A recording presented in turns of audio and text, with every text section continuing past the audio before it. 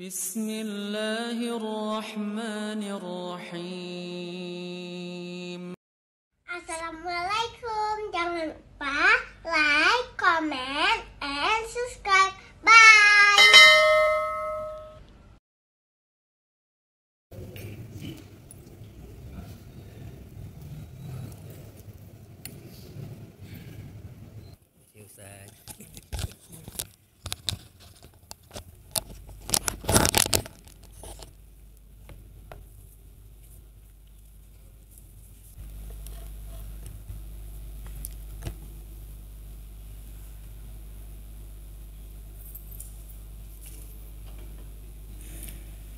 Assalamualaikum warahmatullahi wabarakatuh. Alhamdulillah rabbil alamin. Wal 'aqibatu lil muttaqin. Wala 'udwana illa 'alal zalimin. Asyhadu an la ilaha illallah wahdahu la syarika lah. Asyhadu anna Muhammadan abduhu rasuluh wa safiyyuhu min khalqihi وحبيبه أشهد أنه قد بلغ الرسالة وأدى الأمانة ونصح للأمة وجاهد في الله حق جهاده حتى أتاه اليقين وتركنا على المحجة البيضاء ليلها كنهارها لا يزيغ عنها إلا هالك اللهم اجمعنا به كما آمنا به ولم نره وارزقنا حوضه واسقنا من يده الشريفة شربة لا نضع بعدها أبدا رب اشرح لي صدري ويسر لي أمري واحلل عقدة من لساني يفقه قولي صدق الله العظيم. Thumma amma ba'du. Hadirin hadirat sidang jamaah salat subuh yang dirahmati Allah. Bertemu kembali kita pada pengajian As-Sirah An-Nabawiyah. Pada pertemuan yang lalu kita sudah sampai pada umur dakwah Nabi sallallahu alaihi wasallam di tahun ke-12 kenabian. Di mana pada tahun itu Rasulullah SAW kedatangan 6 orang penduduk Ansar, penduduk Yathrib, penduduk Madinah ke Mekah dalam misi haji. Ke-6 mereka itu ke-12 orang ya, pada tahun ke-11 6 orang, tahun ke-12 12 orang, yang berakhir dengan perjanjian Al-Aqabah Al-Ula, perjanjian untuk tidak mencuri, perjanjian untuk melakukan salat, melakukan ibadah yang terkait dengan pribadi masing-masing seorang muslim.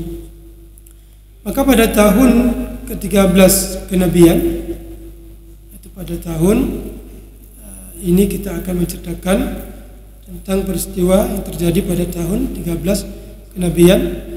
Jumlah yang pada tahun yang lalu 12 orang bertambah menjadi 70 lebih, 73 orang datang kembali dari Madinah ke Mekah, yang berakhir dengan perjanjian Al-Aqabah Ats-Tsaniyah.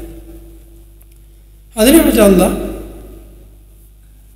pada tahun ke-13 kenabian ini adalah buah dari hasil kerja keras seorang yang kita ceritakan tentang biografi beliau, sahabat Nabi yang bernama Mus'ab bin Umair.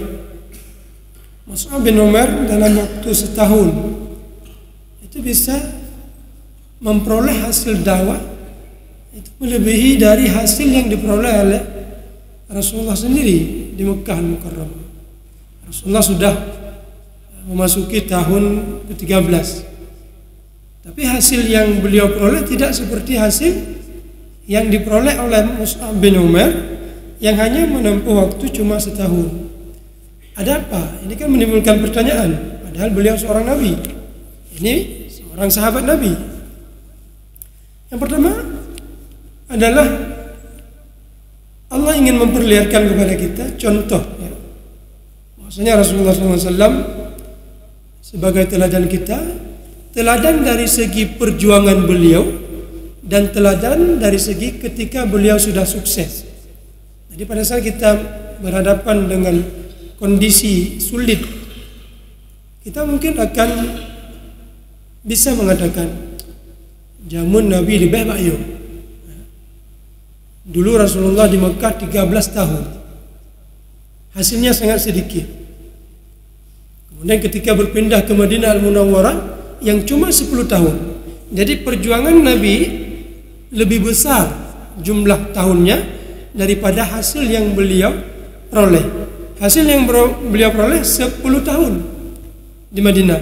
Tapi perjuangan beliau di Mekah, ini kalau kita bagi ya, itu cuma 13 tahun lebih besar perjuangan Nabi SAW dibandingkan hasil yang beliau peroleh. Itu yang pertama. Yang kedua, ada kalanya kita dalam berdakwah atau bisa diterapkan di marketing apa saja atau pernikahan, bab apa saja, butuh sesuatu yang disebut dengan rekomendasi. Rasulullah SAW ketika beliau bergerak berdakwah itu mengatasnamakan pribadi saya, ya, pilih saya, ya, saya orang baik. Itu kadang-kadang memang orang baik, tapi ada orang-orang tertentu itu menolak itu seperti itu. Ya. Tidak mudah menerima. Kenapa? Karena kamu, apa bedanya kamu dengan saya? Begitulah kira-kira. Tapi ketika ada orang lain yang memberi rekomendasi, ini Mus'ab bin Umair datang ke Madinah sebagai pihak ketiga antara orang Ansar Rasulullah SAW. Beliau memberi rekomendasi, bukan mengatasnamakan pribadi. Ya. Ini Rasulullah, ini kami kenal orang baik di kampung kami. Beliau menceritakan tentang sosok Nabi. Ini diturunkan Al-Quran kepada beliau, dibacakan bunyi Al-Qurannya, beda dengan ucapan manusia biasa. Oh ya, gimana dia kondisinya selama hidup di Mekah? Ini mirip dengan kita, nyu tigamnya belakang, nyu jit cocok kemeninte. Beda dengan orang itu yang datang, dicok lo kemeninte, lo enggak akan. Nah, itu beda. Tapi rekomendasi dari orang lain, ini memberi pengaruh yang lebih besar dari seseorang datang menawarkan diri. Begitu juga dalam marketing misalnya, nyu barangnya lega, ya. Jenis belah pak si fulan, Tungku fulan. Tapi Tungku fulan yang menawarkan barangnya sendiri, ini belum tentu diterima oleh orang. Yang kan pelagut barang. Tapi kalau ada pihak lain yang mengatakan ilo kan belum mantap, nyuperlen belah bapaknya. Nah, itu kesannya lebih dahsyat ya, beda dengan kesan yang dijalani oleh pribadi yang bersangkutan. Makanya ini jawaban kenapa dakwah Mus'ab bin Umair yang status beliau bukan nabi sebagai pendai lebih cepat hasilnya dibandingkan Rasulullah SAW yang status beliau sebagai seorang nabi. Kemudian pada tahun ke-13 ini Mus'ab bin Umair yang tahun 12 kemarin datang ke Madinah untuk mengajarkan Islam kepada mereka, untuk berdakwah kepada mereka, sekarang membawa hasil sebanyak 70 lebih. Dan mereka mengatakan kepada sesama mereka orang Madinah. Jadi inisiatif Rasulullah ke Madinah hijrah di kemudian hari itu bukan inisiatif dari Rasulullah SAW. Ini kalian harus siap menerima saya di sana. Kalian harus buat persiapan. Tapi inisiatif dari sahabat-sahabat Nabi yang sudah memeluk Islam di Al-Madinah Al-Munawwarah. Apa mereka katakan? Diriwayatkan oleh Abdullah bin Amru bin Haram Abu Jabir. Beliau mengatakan, Kita sekarang sudah masuk Islam. Tegakah kita membiarkan Rasulullah SAW dalam kondisi seperti ini di Mekah? Sampai kapan Rasulullah harus menerima penderitaan seperti ini? Jadi inisiatif dari mereka. Mereka bertanya sesama diri mereka, sampai pajan ya? Sampai kapan kita membiarkan Rasulullah seperti ini?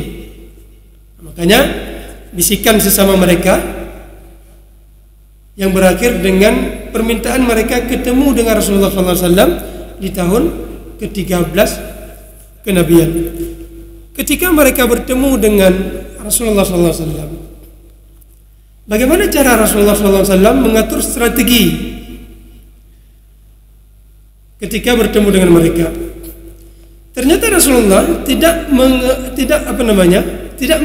mengesampingkan kondisi seseorang mengambil sebab. Apa maksudnya?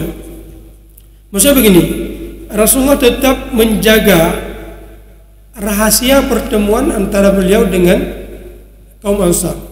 Tidak mentang-mentangkan saya Nabi, bersama saya ada Jibril, lalu bisa ketemu kapan saja, di mana saja. Tetap Rasulullah memperlihatkan kepada kita unsur-unsur keduniaan yang penuh rahasia. Itu yang pertama. Kemudian Rasulullah menentukan waktu. Ini sebagai contoh bagi kita ketika melakukan misi seperti yang dilakukan oleh Rasulullah SAW. Memilih waktu adalah waktu terakhir dari Ayyamut Tasyriq. Ayyamut Tasyriq itu hari pelemparan jamarat. Hari pertama lempar jamarat yaitu Jamrah Aqabah, itu pada hari raya Yaumun Nahri. Itu satu lemparan, satu Aqabah. Terjadi perjanjian Aqabah di depan itu waktu itu. Kemudian hari Tasyriq yang pertama, hari raya kedua. Kemudian hari raya yang ketiga, Tasyriq yang kedua, hari raya keempat, Tasyriq yang ketiga. Ini Ayyamut Tasyriq namanya. Disebut Tasyriq karena diambil dari kata syuruk matahari. Hari orang ketika sudah menyembelih kemarin di hari pertama, hasil daging yang disembelih itu dijemur, maka disebut dengan Ayyamut Tasyriq.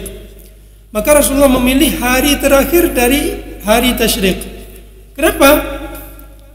Karena hari Tasyriq ini, hari terakhir ini, setelah perjanjian ini selesai, maka jamaah haji bubar, pulang ke kampung masing-masing. Sehingga kalau nanti rahasia ini terbocor ke masyarakat Quraisy, maka kaum Ansar punya kesempatan untuk segera melarikan diri ke Al-Madinah Al-Munawwarah. Dan ini yang terjadi nanti ketika masyarakat Quraisy ingin kembali ke Al-Madinah Al-Munawwarah. Kemudian butir perjanjian antara Rasulullah SAW dengan mereka pada perjanjian kali ini adalah tidak hanya sekedar ibadah, tapi sudah melangkah kepada tangga berikutnya. Artinya perjanjian sudah mencakup jihad. Maka di sini menjawab tuduhan yang mengatakan Islam ini kan agama damai. Ya, damai semata-mata. Enggak ada bab jihad dalam Islam. Enggak ada istilahnya perjuangan melawan. Dalam Islam itu agama yang seperti namanya agama salam. Betul. Islam itu adalah agama salam, agama damai. Tapi di sisi lain, kedamaian Islam ini dilindungi oleh sesuatu yang disebut dengan jihad. Kita berdamai. Tapi kalau kita dimusuhi, di sini kita ada satu bab, yaitu bab jihad, melawan, menjaga perdamaian. Itu tujuan dari jihad dalam Islam. Makanya Rasulullah SAW ketika beliau melakukan baiat kepada 70 lebih sahabat yang ada di Yathrib pada saat itu, yang datang ke Mekah pada saat itu, 2 di antara mereka bahkan ada perempuan. Ini juga menunjukkan bahwa perempuan ternyata punya peran di dalam Islam. Artinya perempuan itu tidak dikesampingkan. Nyodro nurinang begut. Ternyata Rasulullah di bai'ah Aqabah yang kedua ini juga melakukan bai'at terhadap 2 orang perempuan. Tapi disebutkan tidak menyentuh kulit mereka. Seperti itu. Apa poin-poin dari Bai'ah Al-Aqabah? Diriwayatkan oleh Imam Ahmad an Jabir, qala Jabir, qulna ya Rasulullah, ala ma nubayi'uka? Ya Rasulullah, kami berbaiat kepadamu terkait apa saja? Qala Rasulullah sallallahu alaihi wasallam, ala sam'i wa ta'ah, untuk mendengar dan patuh. Kapan saja?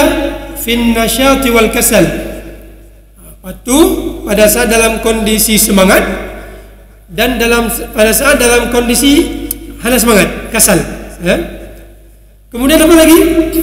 Wa 'alan nafaqati fil usri wal yusri, untuk membantu dari segi finansial, keuangan, baik kalian dalam kondisi punya kemudahan atau dalam kondisi kalian berada dalam kesulitan, juga ikut memberi sumbangan semampu kalian. Apalagi wa 'alal amri bil ma'ruf wan nahyi 'anil munkar, amar ma'ruf nahi munkar. Nah, ini sama seperti yang terjadi pada baiat Aqabah yang pertama. Kemudian apa lagi? Wa 'ala an taqumu fillahi la ta'khudhukum fillahi laumatu la'im, kamu bergerak berjuang di jalan Allah dan kalian tidak takut pada saat bergerak berjuang di jalan Allah itu cacian dari siapapun. Kemudian apa lagi? Wa 'ala an tansuruni idza qadimtu ilaikum, kalian membantu saya ketika saya datang ke tempat kalian. Tadi kan permintaan mereka, ya Rasulullah, ini sampai pajan lagi tetapi ketika mereka menyampaikan kepada Rasulullah, oke, kalau begitu, kalau saya datang ke tempat kalian, maka kalian harus memberi bantuan kepada saya. Bagaimana bantuannya? Wa tamna'uni mimma tamna'una minhu anfusakum, kalian membantu saya sebagaimana kalian membantu diri kalian. Wa azwajakum, sebagaimana kalian membantu istri-istri kalian. Wa abna'akum, sebagaimana kalian membantu melindungi anak-anak kalian. Apa imbalannya? Walakum al-jannah, kata Rasulullah SAW. Kemudian dalam riwayat lain dari Ka'ab, maka fatakallama Rasulullah SAW, beliau meriwayatkan Rasulullah berbicara, fatala al-Quran, Rasulullah membaca Al-Quran, wa da'a ilallah, berdoa kepada Allah, wa raghiba fil Islam, kemudian menggalakkan tentang Islam. Thumma qala, kemudian Rasulullah mengatakan, ubayi'ukum ala an tamna'uni mimma tamna'una minhu nisa'akum wa abna'akum, kalian, aku baiat untuk kalian jaga diriku sebagaimana kalian jaga istri kalian, anak-anak kalian. Fa akhadha al-Barra ibnu Ma'rur biyadihi thumma qala, kemudian seorang sahabat di antara mereka yang bernama Barra menggenggam tangan Nabi sallallahu alaihi wasallam, kemudian berkata, "Na'am, setuju ya Rasulullah sallallahu alaihi wasallam. Walladzi ba'atsaka bil haqq nabiyyan, demi yang telah mengutuskan dirimu sebagai nabi, lanamna'annaka mimma namna'u abna'ana wa azwajana, dan kami telah mengikat perjanjian kepadamu untuk menjaga dirimu sebagaimana kami jaga anak-anak kami dan istri-istri kami. Kemudian fabayi'na ya Rasulullah, tolong ya Rasulullah, baiatkan segera kami. Fanahnu wallahi abna'ul harb, ya Rasulullah, kami ini adalah orang-orang yang sudah lihai dalam berperang. Nah, jadi beliau ini ingin menampakkan kepada Rasulullah, kalau tadi Rasulullah SAW mengatakan imbalannya kepada kalian kalau kalian lakukan ini adalah surga real, ya. Terkadang kita senang memberi imbalan yang sifatnya tidak real. Nah, pokoknya kamu akan mendapat ridha Allah, itu tidak real, ya. Agak sama-sama ridha Allah. Makanya nanti kalau ada orang yang melakukan salat, melakukan puasa, untuk apa kamu salat? Untuk memperoleh surga. Itu sah-sah saja. Jangan kita mengatakan, enggak boleh kayak gitu. Kita kalau beribadah itu untuk mengharap ridha Allah. Tidak seperti itu juga. Rasulullah mengatakan kalau kalian melakukan ini, apa imbalannya? Imbalannya real, surga yang akan kalian dapati. Kemudian Barra ini mengatakan, ya Rasulullah, jangan ragu kepada kami. Kami ini sudah teruji untuk berperang. Beliau coba meyakinkan Rasulullah SAW agar ketika Rasulullah SAW datang ke sana, Rasulullah tidak dalam kondisi ragu-ragu. Kami ini adalah orang-orang yang sudah teruji dalam perang. Wa ahlul halaqah ini adalah kami punya perisai-perisai perang, alat-alat perang yang cukup. Warathnaha kabiran an kabirin. Kami ini bukan kami saja, kakek nenek moyang kami juga seperti itu. Kuat-kuat mereka dalam berperang. Kemudian di sela-sela dialog antara Rasulullah dengan sahabat tadi yang bernama Barra, muncul seorang sahabat lain yang bernama Abu Al-Haytham. Abu Al-Haytham ini mengatakan kepada Rasulullah SAW, faqala, ya Rasulullah, fa'alna dhalik. Kami telah berjanji kepadamu melindungi dirimu sebagaimana kami lindungi anak-anak dan istri-istri kami. Thumma anharakallahu, kemudian Allah menangkan dirimu ya Rasulullah. In tarja ila qaumika wa tada'na, ya Rasulullah, kalau nanti ketika Allah memenangkan dirimu, thumma adharakallahu an tada'na wa tarji'a ila qaumika, lalu engkau akan kembali ke kampungmu dan meninggalkan kami di Madinah. Apakah akan terjadi seperti itu? Jadi kamu tolong, inti bang kamu nang kasih ono betul, nyona ngen awai jangan, ya ngen awai. Kembali lagi ke desa Rasulullah SAW. Apakah seperti itu ya Rasulullah? Ini perjanjian yang serius ini, nggak main-main. Nyo kamu kabantu, oke, nyo menang di kibat, pun aja cah kamu, atau drone akan melupakan kami. Apa kata Rasulullah SAW? Fatabassama Rasulullah SAW, beliau tersenyum, thumma qala, kemudian beliau berkata, bal ad-dammu ad-dammu, darah dibalas dengan darah. Artinya kalau kalian berdarah-darah, saya juga ikut berdarah-darah. Kemudian al-hadmu wal-hadmu, kalau kalian binasa, saya juga ikut binasa bersama kalian. Itu kata Rasulullah SAW, ana minkum wa antum minni, saya berasal dari kalian, berada bersama kalian, dan kalian juga bersama diriku. Uharibu man harabtum, aku berperang dengan orang yang kalian perangi. Wa usalimu man salamtum, dan aku akan berdamai dengan orang yang kalian berdamai dengan mereka. Makanya nanti ketika tahun ke-5 Hijriah terjadi peperangan, yaitu perang Khandaq.